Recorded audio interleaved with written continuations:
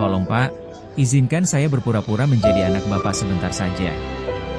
Saya tidak mau kembali ke hujan. Dan jawaban yang diberikan miliarder itu beberapa menit kemudian akan mengubah hidupnya selamanya. Bukan hanya hidupnya, tetapi juga hidup anak kecil itu. Malam itu sebuah restoran mewah di kawasan Menteng, Jakarta, tampak hangat dan tenang.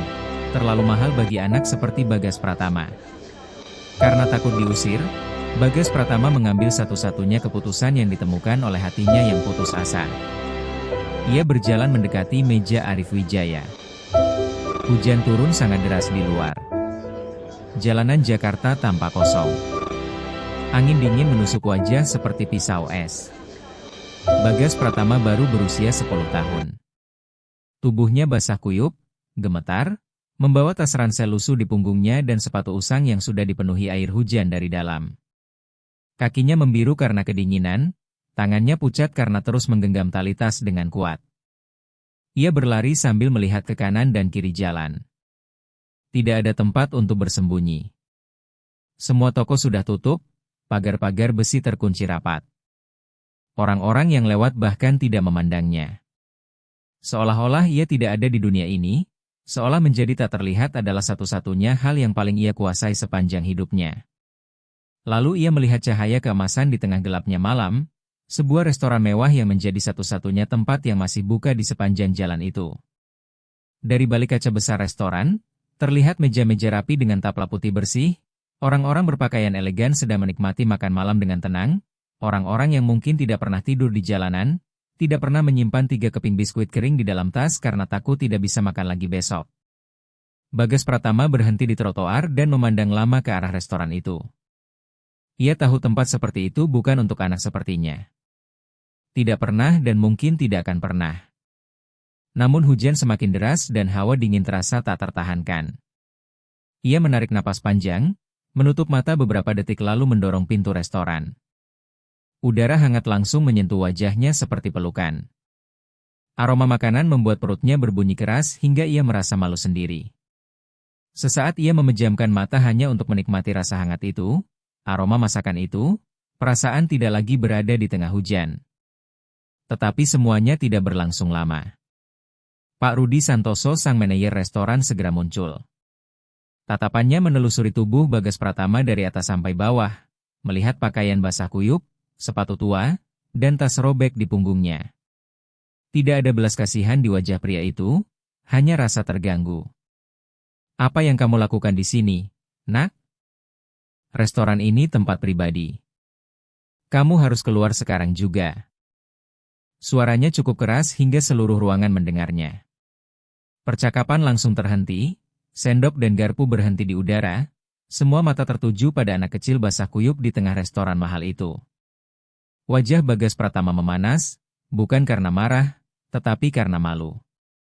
Malu yang sudah terlalu sering ia rasakan. Malu karena selalu dipandang seperti seseorang yang tidak pantas berada dimanapun. Ia mundur selangkah. Ia hampir berbalik pergi ketika matanya melihat Arif Wijaya. Pria itu duduk sendirian di meja pojok, berpakaian rapi dengan mata lelah yang menyimpan beban yang bahkan uang tidak mampu menghapusnya. Di depannya ada makanan yang hampir tidak disentuh. Ia tampak tenggelam dalam pikiran yang sangat berat, jauh dari tempat itu. Bagas Pratama sendiri tidak tahu apa yang terjadi di dalam hatinya saat itu. Mungkin dorongan putus asa, mungkin harapan, mungkin iman, atau mungkin semuanya sekaligus. Ia berjalan mendekati meja itu. Pak Rudi Santoso mengikuti di belakangnya. "Nak, saya sudah bilang keluar." Namun Bagas Pratama tidak berhenti. Ia berdiri tepat di depan Arif Wijaya, menatap langsung ke matanya lalu berkata dengan suara paling pelan dan paling jujur yang ia miliki. "Tolong Pak, izinkan saya berpura-pura menjadi anak Bapak sebentar saja. Saya tidak mau kembali ke hujan." Seluruh restoran seperti berhenti bernapas. Tidak ada yang bicara. Tidak manajer, tidak tamu restoran, tidak pelayan. Semua diam selama beberapa detik. Dan saat itulah Arif Wijaya memandang anak kecil berusia 10 tahun yang basah kuyup dan gemetar itu, dengan mata paling tulus yang pernah ia lihat selama bertahun-tahun, dan sesuatu di dalam dirinya tiba-tiba hancur. Tetapi apa yang akan dilakukan pria kaya itu setelahnya benar-benar tidak pernah diduga siapapun di restoran itu. "Permisi, Pak Arif Wijaya," kata Pak Rudi Santoso sambil melangkah maju. "Saya akan mengusir anak ini sekarang juga." Bagas Pratama langsung mundur satu langkah. Tubuh kecilnya gemetar karena dingin dan takut. Ia sudah terlalu terbiasa dengan semua itu. Dengan langkah mundur, dengan penolakan, dengan kata pergi sana yang diucapkan dalam berbagai bentuk sepanjang hidupnya. Namun sebelum tangan Pak Rudi Santoso menyentuhnya, Arif Wijaya mengangkat tangan pelan. "Dia tidak akan pergi." Suaranya tenang tetapi tegas, suara seseorang yang tidak perlu berteriak agar dipatuhi. "Biarkan dia tinggal." Manajer restoran itu langsung terdiam. Arif Wijaya kemudian menatap kursi di seberang mejanya. "Duduklah di sini." Bagas Pratama memandang kursi itu, taplak putih yang bersih, alat makan mengilap, dan gelas kristal mahal yang mungkin lebih berharga daripada semua barang yang pernah ia miliki sepanjang hidupnya. Ia takut mengotori semuanya hanya dengan menyentuhnya. "Duduk saja," kata Arif Wijaya dengan suara lebih lembut. "Tidak akan terjadi apa-apa." Perlahan Bagas Pratama duduk di ujung kursi sambil memeluk tas ransel robeknya di pangkuan seperti harta paling berharga di dunia. Karena memang hanya itu yang ia punya. Arif Wijaya memanggil Mas Agus tanpa melihat menu. "Bawakan makanan yang sama seperti milik saya untuk anak ini dan air jeruk hangat." Pak Rudi Santoso pergi tanpa mengatakan apapun lagi. Para tamu restoran masih memandang beberapa saat sebelum kembali ke meja masing-masing. Tetapi suasana sunyi yang tertinggal berbeda dari sebelumnya. Itu adalah keheningan karena mereka baru saja menyaksikan sesuatu yang jarang terjadi di dunia. Arif Wijaya menatap anak kecil di depannya. "Siapa namamu?" "Bagas Pratama," jawabnya pelan hampir tak terdengar. "Usiamu berapa?" "10 tahun." "Dan kamu tinggal di mana, Bagas Pratama?"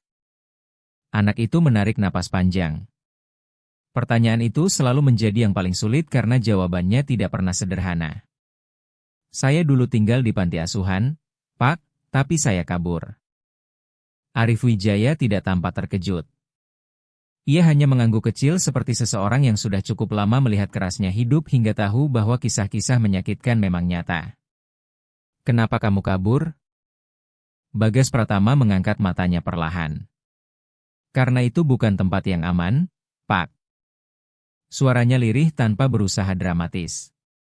Tak lama kemudian makanan datang, sepiring nasi hangat lengkap dengan ayam bakar dan sup panas yang aromanya membuat Bagas Pratama berkedip pelan seolah masih belum yakin semua itu nyata. "Makanlah," kata Arif Wijaya. Dengan hati-hati Bagas Pratama mengambil garpu, memandang makanannya sekali lagi lalu menyuapkan gigitan pertama ke mulutnya. Ia menutup mata beberapa detik dan ketika membukanya kembali, air mata sudah mengalir di wajahnya tanpa suara, tanpa isakan, seperti seseorang yang terlalu sering menangis hingga air matanya belajar jatuh diam-diam. Arif Wijaya memandangnya dengan dada terasa sesak. "Kenapa kamu menangis?" tanyanya lembut. Bagas Pratama mengusap wajahnya dengan lengan baju.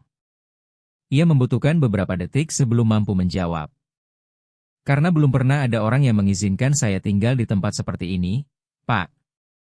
Setiap kali saya masuk ke suatu tempat, selalu ada yang menyuruh saya pergi. Selalu. Dimanapun. Sepanjang hidup saya." Arif Wijaya terdiam. Namun sesuatu di wajahnya berubah, seolah kata-kata itu menyentuh bagian dalam dirinya yang sudah lama terkunci rapat, karena ia mengenal perasaan itu. Arif Wijaya tumbuh dalam kemiskinan, anak dari seorang wanita yang mengumpulkan kaleng bekas demi membeli makanan. Ia pernah tidur di jalanan lebih dari sekali dalam keadaan lapar dan sendirian. Ia berada di posisi sekarang karena bekerja saat semua orang tidur, terus bertahan saat semua orang menyerah, tetap percaya ketika semua orang meragukannya. Dan kini di usia 32 tahun, ia duduk sebagai pria kaya dan berpakaian rapi di restoran mewah Jakarta dengan makanan yang hampir tidak disentuh dan hati yang lebih kosong daripada sebelumnya. Penyakit itu datang 4 bulan lalu. Dokter mengatakan hal-hal yang sampai sekarang belum sanggup ia ulang dengan suara keras.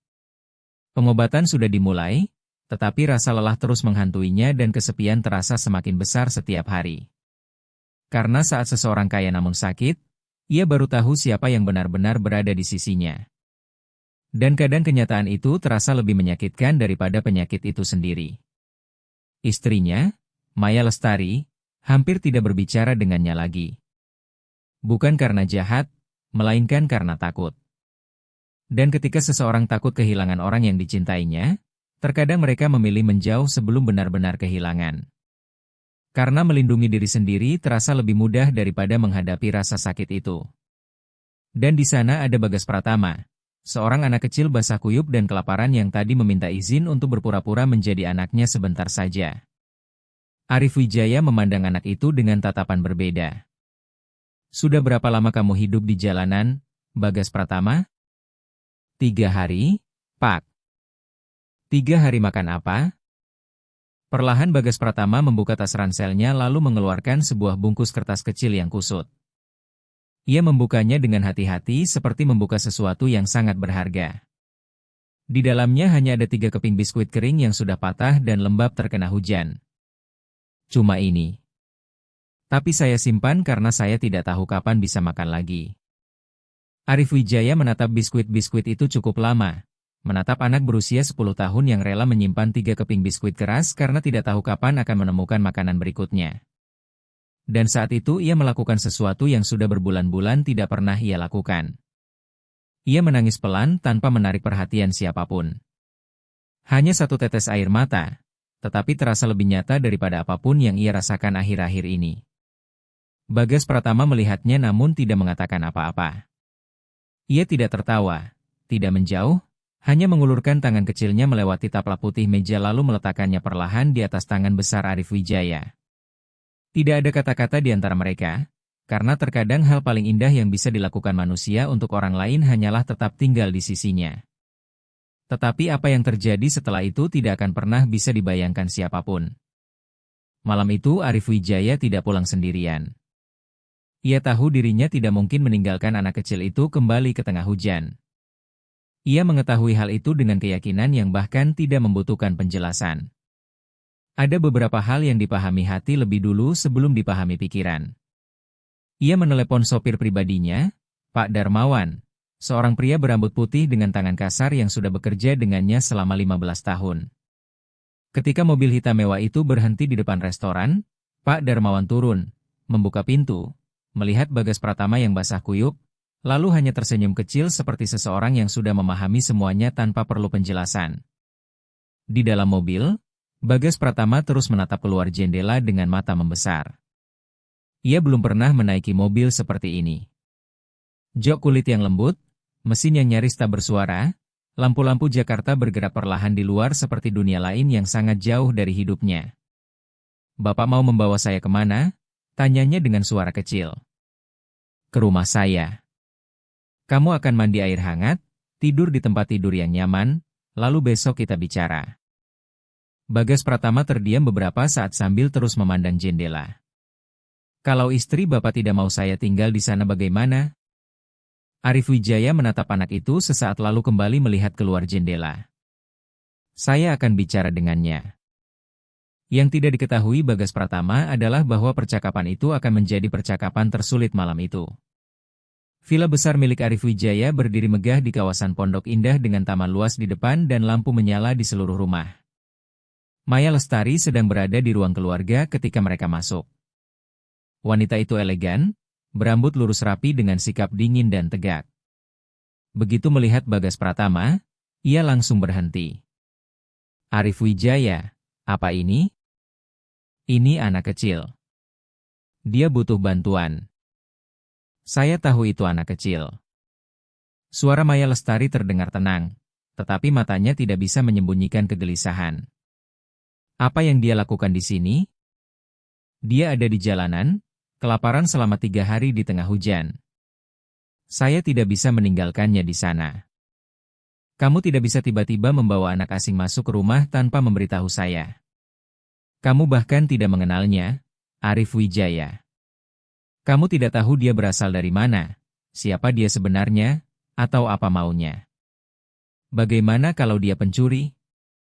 Bagaimana kalau ini jebakan? Bagas Pratama berdiri diam dengan tas robek di punggungnya sambil menunduk ke lantai. Ia sudah lama belajar bahwa ketika orang dewasa bertengkar karena dirinya, hal terbaik yang bisa ia lakukan adalah diam dan tidak mengambil ruang. Seolah-olah jika ia cukup mengecil maka ia akan berhenti menjadi masalah bagi siapapun. Arif Wijaya melangkah mendekati Maya Lestari. Hanya malam ini saja. Biarkan dia tidur dan makan dulu. Besok kita pikirkan lagi. Tapi kita tidak bisa membiarkan anak kecil ini tetap hidup di jalanan. Maya Lestari. Dia baru 10 tahun. 10 tahun, Arif Wijaya. Suara Maya Lestari melembut sesaat.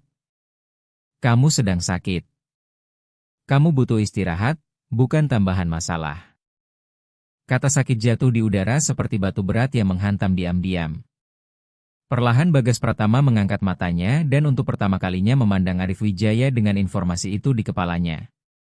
Namun Arif Wijaya tidak mengalihkan pandangan dari Maya Lestari. Ketika ia menjawab, suaranya terdengar lebih tegas daripada beberapa bulan terakhir. Justru karena itu dia harus tinggal di sini. Karena saya butuh alasan untuk bangun besok pagi. Dan anak ini adalah alasan terbaik yang saya miliki dalam waktu yang sangat lama. Maya Lestari berdiri diam cukup lama. Matanya berpindah dari Arif Wijaya ke Bagas Pratama, lalu kembali lagi. Setelah itu ia membalikkan badan dan naik tangga tanpa sepatah kata pun. Tak lama kemudian Pak Darmawan berdiri di samping Bagas Pratama. Ayo ikut saya, nak. Saya akan menunjukkan kamarmu. Kamar itu jauh lebih besar daripada seluruh kamar tidur di panti asuhan tempat Bagas Pratama dulu tinggal. Ada tempat tidur dengan spray lembut, bantal besar yang empuk, lampu hangat yang tidak menyakitkan mata, dan kamar mandi dengan air panas yang seolah tidak akan pernah habis. Bagas Pratama berdiri lama di depan pintu hanya untuk memandang semua itu. Masuklah, kata Pak Darmawan dengan lembut. Untuk sementara kamar ini milikmu. Perlahan Bagas Pratama masuk dan duduk di tepi tempat tidur. Kasurnya tenggelam lembut di bawah tubuh kecilnya dan ia hanya memandanginya seperti seseorang yang tidak percaya bahwa semua itu nyata. Ia lalu berjalan ke kamar mandi, membuka pancuran air hangat dan berdiri di bawahnya cukup lama dengan tangan terbuka dan wajah menghadap ke atas, membiarkan air hangat membersihkan dingin 3 hari terakhir, membersihkan debu jalanan, membersihkan semuanya. Ketika akhirnya ia berbaring di tempat tidur, ia menatap langit-langit kamar cukup lama. Setelah itu ia membuka tas ranselnya dan mengeluarkan satu-satunya benda yang selalu ia jaga dengan hati-hati. Sebuah Alkitab kecil bersampul biru lusuh milik ibunya. Ia hampir tidak tahu apa-apa tentang orang tuanya. Mereka meninggal ketika ia masih berusia 1 tahun. Ia tidak mengingat wajah, suara, ataupun aroma mereka. Yang ia miliki hanya Alkitab itu dan sebuah foto kecil pudar yang tersimpan di dalamnya. Ia membuka salah satu halaman lalu membacanya pelan hampir seperti bisikan doa sebelum tidur. Karena aku ini Tuhan Allahmu, memegang tangan kananmu dan berkata kepadamu, jangan takut, aku akan menolongmu. Setelah itu Bagas Pratama menutup Alkitabnya, memejamkan mata, lalu tidur dengan tidur paling tenang yang ia rasakan selama berbulan-bulan. Keesokan paginya ia terbangun oleh aroma kopi panas. Ia turun tangga perlahan dan hati-hati seperti seseorang yang takut membuat suara di rumah orang lain. Arif Wijaya sudah duduk di meja dapur sambil memegang cangkir kopi dengan mata lelah milik seseorang yang tidak tidur nyenyak. Namun ketika melihat Bagas Pratama muncul di ambang pintu, ia tersenyum sungguh-sungguh, senyum yang lebih dulu muncul di mata sebelum sampai ke bibir. Selamat pagi, kata Bagas Pratama pelan. Selamat pagi, Bagas Pratama. Mereka makan dalam diam selama beberapa menit, tetapi itu adalah keheningan yang nyaman dan hangat. Kemudian Arif Wijaya meletakkan cangkirnya di atas meja dan memandang anak itu. Ceritakan tentang panti asuhan itu. Kenapa sebenarnya kamu kabur? Bagas Pratama memegang cangkirnya dengan kedua tangan, menarik napas panjang lalu mulai bercerita. Ia menceritakan tentang kepala panti yang suka berteriak, hukuman-hukuman yang menyakitkan. Malam-malam ketika mereka dikunci di ruangan kecil dan gelap, serta hari-hari saat ia tidak diberi makan hanya karena melanggar aturan yang bahkan tidak pernah dijelaskan dengan benar. Arif Wijaya mendengarkan tanpa menyela, Kedua tangannya saling bertaut di atas meja, matanya serius dan penuh perhatian seperti sangat sedikit orang yang pernah benar-benar mendengarkan Bagas Pratama sepanjang hidupnya. Ketika anak itu selesai berbicara, keheningan panjang memenuhi dapur. Lalu Arif Wijaya meletakkan tangannya di atas meja dengan telapak terbuka seperti undangan. "Saya tidak akan mengirimmu kembali ke sana, Bagas Pratama." Anak itu langsung mengangkat kepala. "Tapi Bu Maya Lestari, biarkan urusan Maya Lestari menjadi tanggung jawab saya." Suara Arif Wijaya terdengar mantap dan tenang. "Kamu tidak perlu khawatir soal itu." Perlahan Bagas Pratama merasakan sesuatu yang hampir sudah ia lupakan selama bertahun-tahun, rasa aman. Namun yang belum diketahui Arif Wijaya adalah bahwa Maya Lestari menyimpan sebuah rahasia besar tentang anak kecil itu. Sebuah rahasia yang akan mengubah segalanya ketika akhirnya terungkap. Hari demi hari berlalu dan Bagas Pratama tetap tinggal di rumah itu. Awalnya hanya direncanakan 1 minggu, lalu berubah menjadi 2 minggu, kemudian tidak ada lagi yang menghitung waktunya. Maya Lestari masih bersikap dingin. Setiap kali berpapasan dengan Bagas Pratama di lorong rumah, ia hanya memberi anggukan kecil tanpa senyum. Saat makan malam, ia berbicara dengan Arif Wijaya tentang hal-hal lain seolah anak kecil itu tidak ada di sana. Kadang-kadang Bagas Pratama memergoki wanita itu memandanginya dari jauh dengan ekspresi yang sulit dimengerti. Bukan marah, bukan juga sayang, melainkan sesuatu di antara keduanya yang tidak mampu ia beri nama. Tetapi Bagas Pratama mencoba memahami. Setiap pagi ia bangun lebih awal daripada semua orang. Ia membantu Bu Sri Handayani, koki rumah yang bertangan besar namun berhati lembut, menyiapkan buah-buahan untuk sarapan. Ia menyapu lorong lantai atas tanpa diminta siapapun. Ia menyiram tanaman di taman dengan kesabaran dan perhatian yang tenang, seolah tanaman-tanaman itu benar-benar makhluk hidup yang harus dijaga. Dari kejauhan Pak Darmawan sering memperhatikannya sambil menyilangkan tangan dengan mata berkaca-kaca. "Anak itu punya hati emas," katanya suatu pagi pelan kepada Bu Sri Handayani. "Emas murni." Bu Sri Handayani mengangguk sambil mengusap mata dengan celemek dapurnya. Dia sudah terlalu banyak menderita, tapi entah bagaimana penderitaan itu tidak membuat hatinya keras.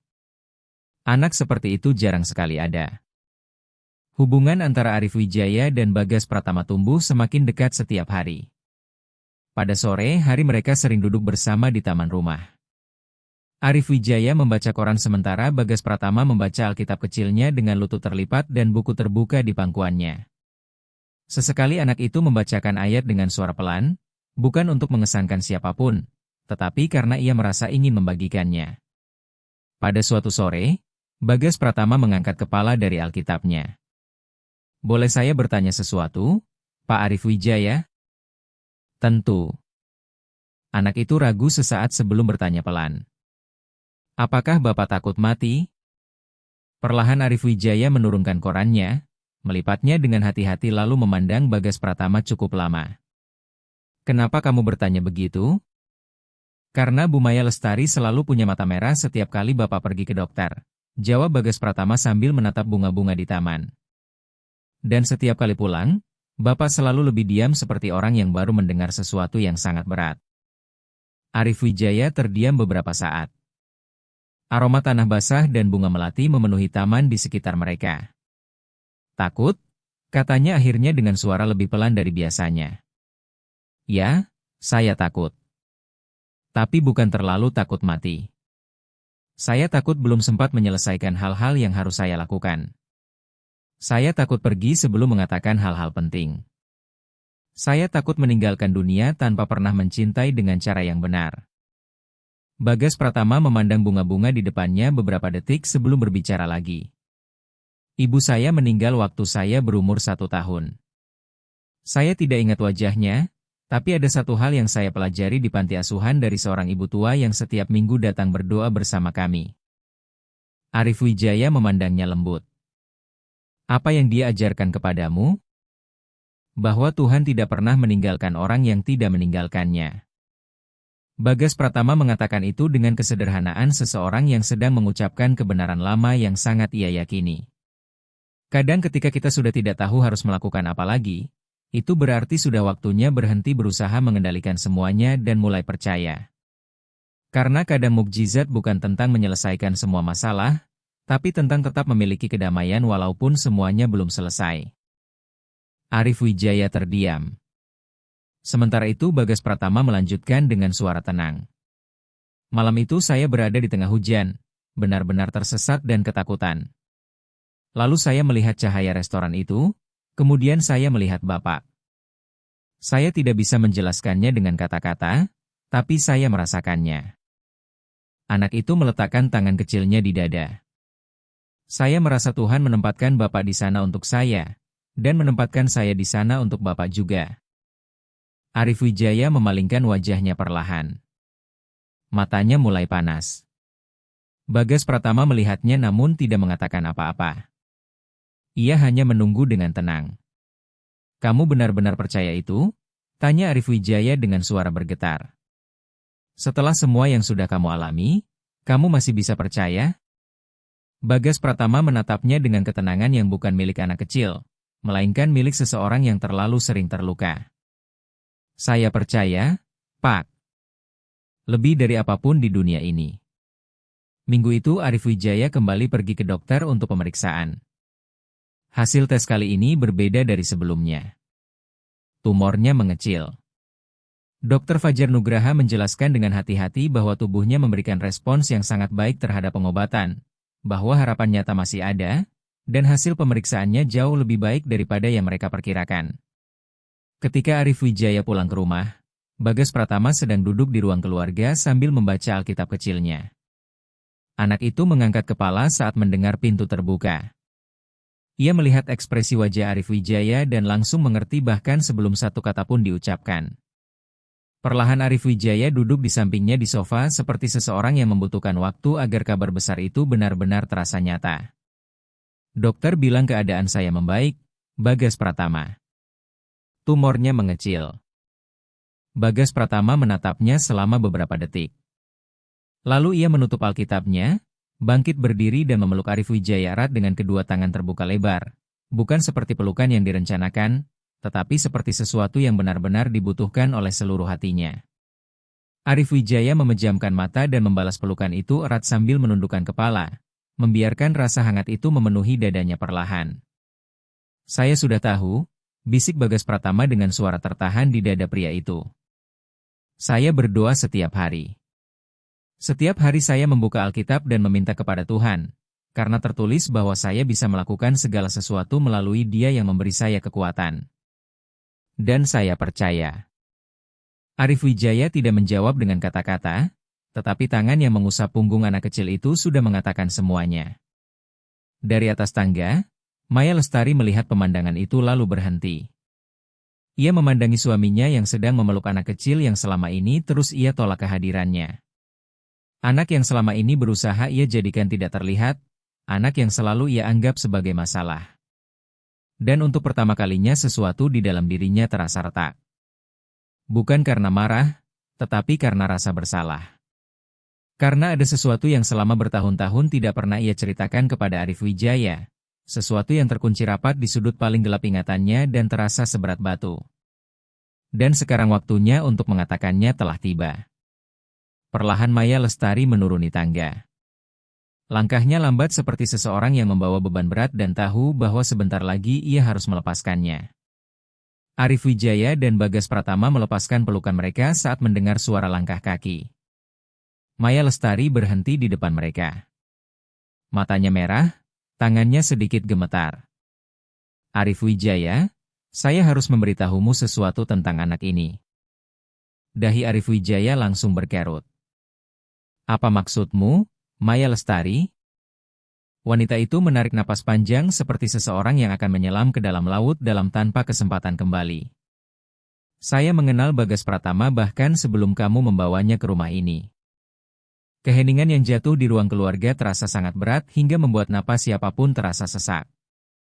Maya Lestari duduk di sofa dengan tangan di pangkuan dan jari-jari saling menggenggam erat.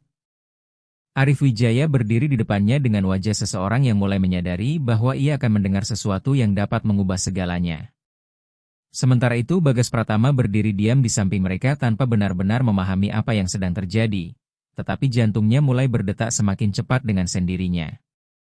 11 tahun lalu, kata Maya Lestari dengan suara tegas namun mata yang mulai basah, saya melakukan sesuatu yang seharusnya tidak pernah saya lakukan. Sesuatu yang saya simpan diam-diam selama bertahun-tahun. Arif Wijaya tidak mengatakan apa-apa. Ia hanya menunggu. Waktu itu kamu sedang berada di Singapura untuk perjalanan bisnis. Saya sendirian di Jakarta dan menerima telepon dari seorang wanita yang hampir tidak saya kenal. Namanya Rati Kirana, putri dari tetangga lama ibu saya. Dia sedang berada dalam keadaan yang sangat sulit, hamil, sendirian, tidak punya uang, dan tidak punya siapapun untuk membantunya. Tubuh Bagas Pratama langsung membeku. Nama Ratih Kirana adalah nama yang tertulis di halaman pertama Alkitab kecilnya. Dia meminta bantuan saya. Saya membantu membawanya ke rumah sakit untuk melahirkan. Bayinya lahir sehat. Maya Lestari berhenti sejenak. Suaranya mulai bergetar. Seorang anak laki-laki. Jantung Bagas Pratama terasa berhenti berdetak. Tetapi Ratih Kirana tidak mampu membesarkan anak itu. Ayah bayi itu meninggal dalam kecelakaan beberapa bulan sebelumnya, dan dia benar-benar sendirian. Dia juga mengidap penyakit serius dan tahu bahwa waktunya tidak akan lama lagi. Kemudian dia meminta saya mencarikan keluarga baik untuk bayinya, seseorang yang akan merawatnya dengan penuh kasih sayang, seseorang yang bisa dia percaya. Arif Wijaya memandang Maya Lestari tanpa berkedip. Wanita itu menarik napas panjang sebelum melanjutkan dengan suara yang mulai pecah. Saya seharusnya memberitahumu sejak awal, sejak semua itu terjadi. Tapi saya panik. Saya pikir kamu tidak akan setuju, saya takut hidup kita akan berubah total. Dan saya takut. Air mata mulai mengalir di wajah Maya Lestari. Saya sangat takut dan akhirnya saya memilih ketakutan itu. Suaranya bergetar semakin keras. Setelah ibunya meninggal dan bayi itu berusia 1 tahun, saya menyerahkannya ke panti asuhan. Saya menandatangani dokumen sebagai wali sementara. Saya memberikan alamat palsu supaya tidak bisa ditemukan lalu saya pergi dan tidak pernah kembali lagi. Saya tidak pernah bertanya tentangnya. Saya tidak pernah menoleh ke belakang. Ruangan itu langsung dipenuhi keheningan yang sangat berat. Bagas Pratama memandang Maya Lestari dengan mata terbuka lebar sementara dadanya naik turun dengan cepat. Ketika Arif Wijaya membawamu ke rumah ini, lanjut Maya Lestari sambil menatap anak kecil itu, saya tidak langsung mengenalimu. Tapi kemudian saya melihat Alkitab kecil yang selalu kamu bawa, sampul biru lusuh itu, dan nama yang ditulis dengan tinta merah di bagian depannya. Bagas Pratama langsung menatap Alkitab di tangannya dan merasakan tubuhnya dingin. Ratih Kirana memberikan Alkitab itu kepada saya sehari setelah bayi itu lahir. Dia meminta saya menjaganya baik-baik. Dia meminta saya menyerahkannya suatu hari nanti ketika anak itu sudah cukup besar untuk mengerti. Dia bilang itu adalah benda paling berharga yang ia miliki di dunia, satu-satunya hal yang bisa ia tinggalkan. Dengan tangan yang benar-benar gemetar, Bagas Pratama membuka Alkitab itu perlahan. Di halaman pertama, dengan tulisan kecil berwarna merah yang sudah ia baca ratusan kali tanpa pernah memahami sepenuhnya arti di baliknya, tertulis kalimat itu. Untuk anakku Bagas Pratama. Semoga Tuhan menjagamu di tempat yang tidak bisa lagi dijangkau ibumu.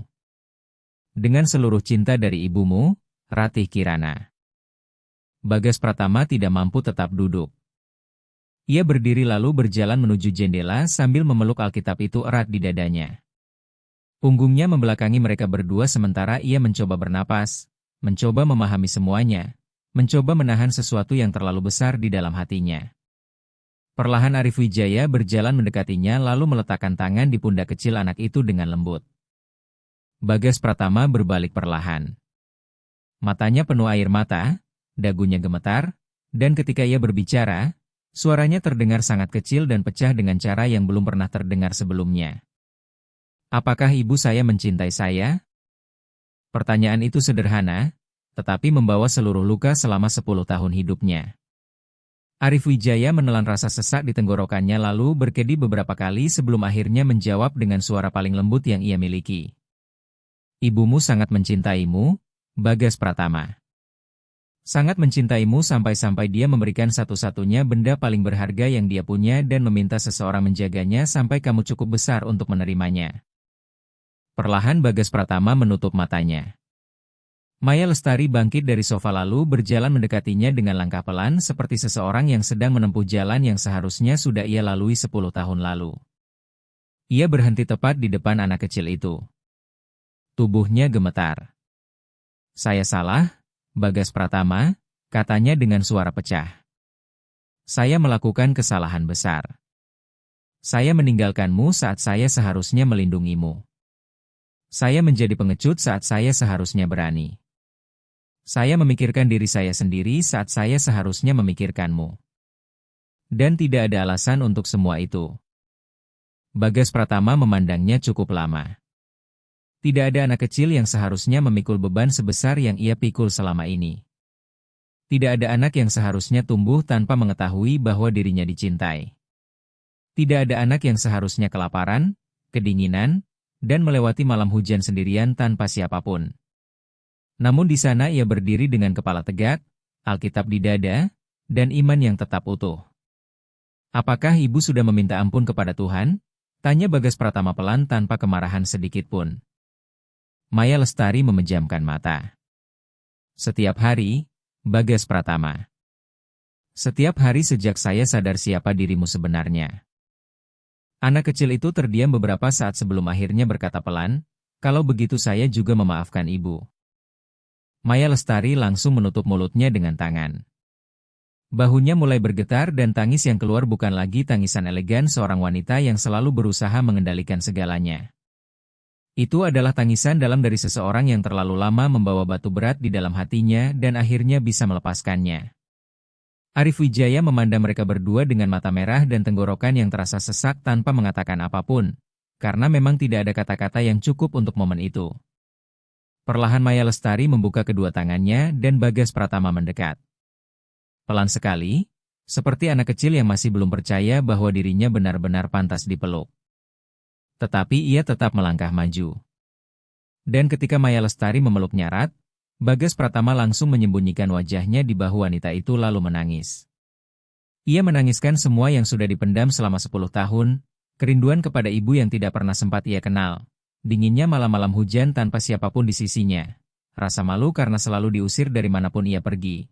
Rasa sakit tumbuh besar dengan keyakinan bahwa tidak ada seorang pun yang menginginkannya.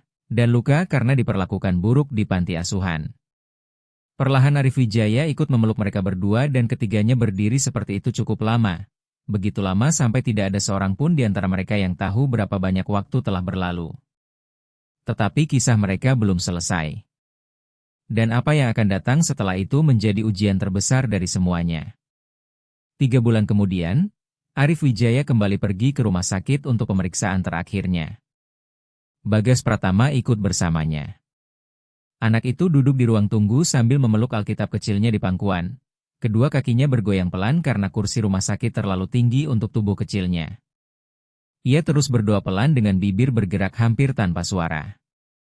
Di sampingnya, Pak Darmawan duduk sambil menyilangkan tangan dan memejamkan mata. Ia juga berdoa dengan caranya sendiri, diam tetapi penuh keyakinan. Ketika Arif Wijaya keluar dari ruang praktik dokter, ia berhenti tepat di depan mereka. Ekspresi di wajahnya bukan rasa takut. Bukan juga kegembiraan biasa. Bagas Pratama membutuhkan beberapa detik untuk mengenalinya karena ekspresi seperti itu jarang sekali ia lihat. Itu adalah kedamaian. Tumornya hilang, kata Arif Wijaya dengan suara sederhana milik seseorang yang mengucapkan sesuatu yang sangat besar tanpa perlu berteriak agar terasa nyata. Pak Darmawan langsung memejamkan mata dan menundukkan kepala perlahan. Bahunya turun seperti seseorang yang baru saja meletakkan beban berat yang sudah dipikul selama berbulan-bulan. Bagas Pratama langsung melompat dari kursinya lalu berlari memeluk Arif Wijaya sekuat tenaga dengan seluruh berat tubuh kecilnya. Seolah ia ingin pelukan itu masuk sampai ke dalam hati pria tersebut. Arif Wijaya memeluknya erat dan tetap berdiri diam di lorong rumah sakit sambil memejamkan mata, membiarkan momen itu memenuhi dadanya.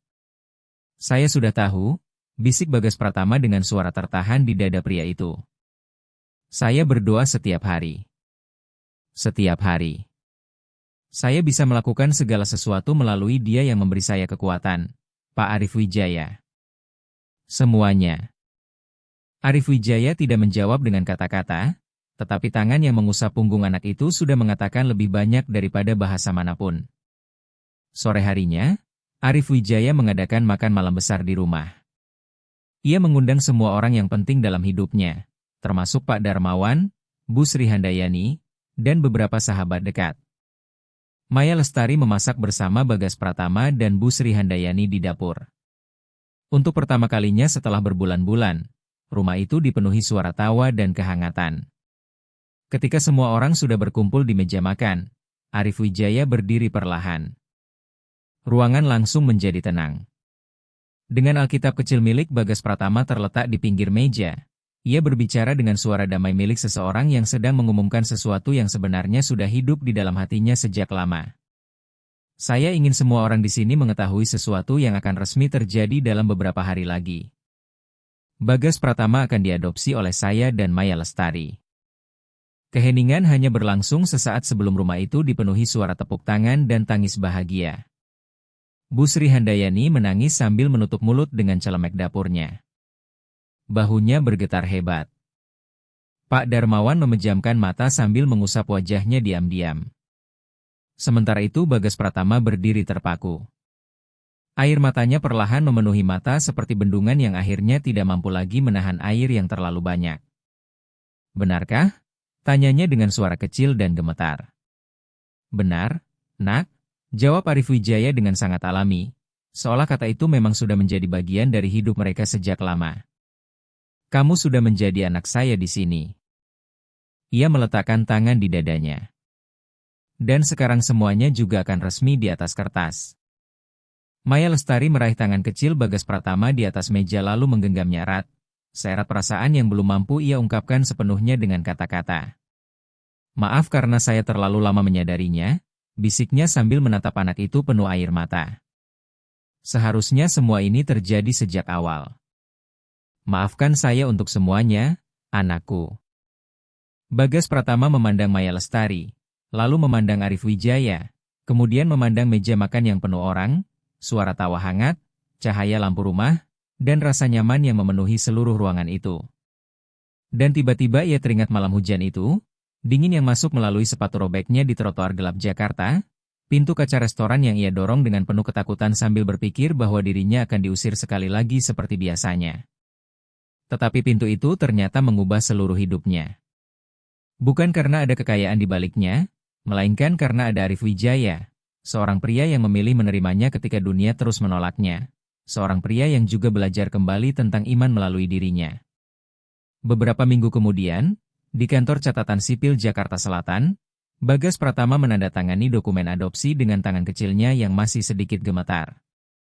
Di sebelah kanan berdiri Arif Wijaya, di sebelah kiri ada Maya Lestari, sementara Pak Darmawan dan Bu Sri Handayani menjadi saksi dengan mata yang jauh lebih berkaca-kaca daripada yang ingin mereka tunjukkan.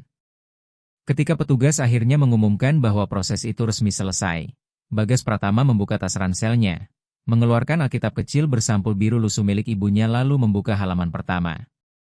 Sekali lagi ia membaca tulisan kecil tinta merah yang ditulis oleh Rati Kirana bertahun-tahun lalu. Untuk anakku Bagas Pratama. Semoga Tuhan menjagamu di tempat yang tidak bisa lagi dijangkau ibumu. Dengan seluruh cinta dari ibumu, Rati Kirana. Anak kecil itu memandangi tulisan tersebut cukup lama.